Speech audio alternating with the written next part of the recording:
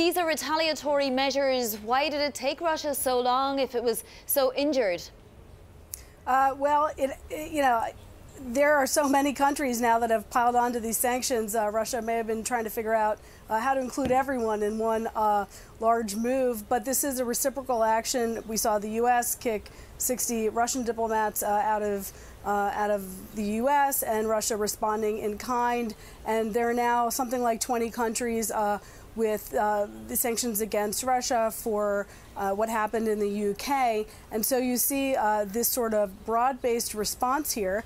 A couple of interesting points. One is that the president and this White House very much want to take credit for helping to bring other countries on board in solidarity with the UK, and that could mark some degree of a shift in terms of how publicly the president is willing to kind of push back on Russia. But it comes at an interesting time. Of course, it comes right before the visit from Baltic leaders next week. We may see some signaling in that meeting as well. It also comes in the midst of this Bob Mueller investigation, and it comes as the president really still is refraining to talk about Russian election meddling, but when it comes to defending U.S. allies, has been willing to take this step, and Russia's response was not a huge surprise.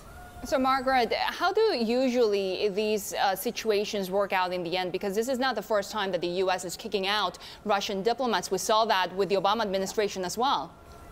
That's right. And this White House, from the podium this week publicly, has said that they still would like to have a good relationship with Russia and kind of pick up where they left off, but that Russia has to change its behavior. So, I think it's maybe too early to say, but certainly if before the election Russians thought that they had a good ally in Donald Trump, the relations have been so frosty from the start and complicated by the Mueller investigation, and now this. We saw some of these tensions building completely separately from the UK in terms of Syria and in terms of the U.S. deconfliction practices with the Russians, what happened with those mercenaries, maybe some testing of wills there. So there's just been an ongoing series of tests when it comes to U.S. and Russia relations.